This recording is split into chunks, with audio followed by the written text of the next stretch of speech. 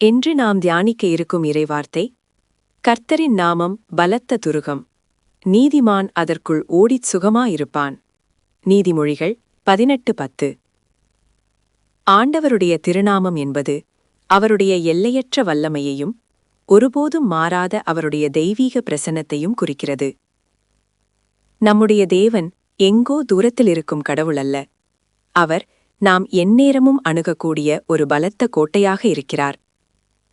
வாழ்க்கையின் போராட்டங்களும் கவலைகளும் புயலைப் போல நம்மை சூழ்ந்து கொள்ளும்போது நாம் பயந்து சோர்ந்து போய்விட வேண்டியதில்லை. மாறாக நம்பிக்கையோடு அவரிடத்தில் ஓடிச் செல்ல வேண்டும்.